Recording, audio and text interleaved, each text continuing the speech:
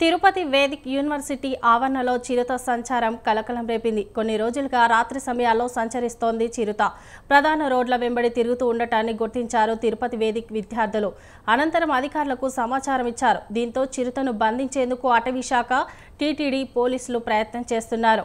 చిరుత సంచరిస్తున్న నేపథ్యంలో భయభ్రాంతులకు గురవుతున్నారు విద్యార్థులు.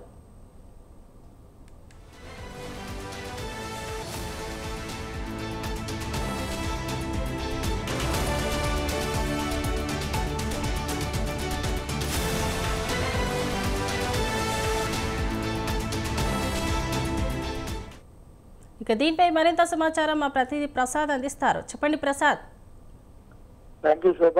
తిరుపతి వేదిక్ యూనివర్సిటీలో గత కొన్ని రోజులుగా చిరుత సంచారం కలకలం రేపుతోంది.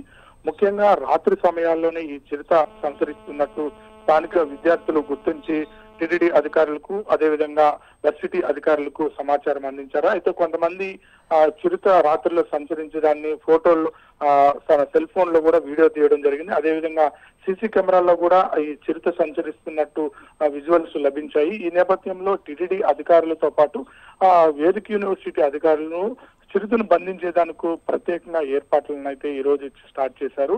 ముఖ్యంగా చిరుత అయితే ఎక్కడెక్కడ సంచరిస్తోందో అనేది గుర్తించారు. అయితే రాత్రి సమయాల్లో ఈ వేదిక్ యూనివర్సిటీ అలిపిరికి సమీపంలో ఉండడం, అదేవిధంగా ఎక్కువగా ఎర్రచందనం చెట్లతో పాటు అనేక పొదలు యూనివర్సిటీలో ఉండడం వలన అయితే ముఖ్యంగా జింకలు ఈ వర్సిటీలో రాత్రి సమయంలో ఎక్కువ తిరుగుతున్నాయి. వాటి కోసమే ఈ చిరుతపులి ఈ వర్సిటీలోకి సంచరిస్తున్నట్లు అయితే అధికారులు గుర్తించారు. ఈ రోజు ఉదయం తెల్లవారుజామున వర్సిటీలో బోన్ అయితే ఏర్పాటు చేశారు. అయితే త్వరలోనే చిరుతపులిని బంధిస్తామని చెప్పి టీటీడీ అధికారులు అయితే తెలియజేయడం జరిగింది. Shobha. Right, thank you Prasad.